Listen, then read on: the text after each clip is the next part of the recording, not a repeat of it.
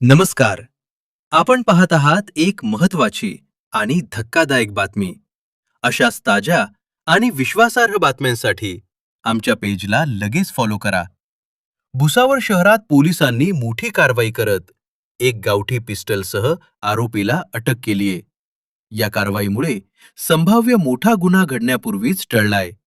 माननीय पोलीस अधीक्षक Shri Maheshwar Reddy, upper police अधीक्षक श्री अशोक नखाते तसेच उपविभागीय पोलीस अधिकारी श्री केदार बारबोले यांच्या मार्गदर्शनाखाली ही कारवाई करण्यात आली. पोलीस निरीक्षक श्री राहुल वाघ यांच्या नेतृत्वाखाली भुसावळ बाजारपेठ पोलीस स्टेशनच्या डीबी पथकाने ही कारवाई यशस्वी केली. या पथकात पोलीस उपनिरीक्षक राजू सांगरे, महाराष्ट्र पोलीस उपनिरीक्षक भारती काळे, पोलीस हेड कॉन्स्टेबल विजय नेरकर तसेच त्यांच्या सहकाऱ्यांचा समावेश होता.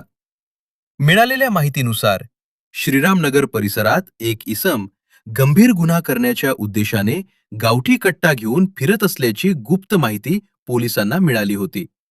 या माहितीच्या आधारे पोलिसांनी तात्काळ सापळा रचत संशयित आरोपी संदीप सुनील जाधव याला ताब्यात घेतले. आरोपीच्या झडती दरम्यान त्याच्याकडून एक गावठी पिस्टल, मॅगझिनसह आणि एक जिवंत काडतूस जप्त करण्यात आले. या प्रकरणी आरोपीविरुद्ध आर्म ऍक्ट अंतर्गत गुन्हा दाखल करण्यात आला असून पुढील तपास सुरू आहे.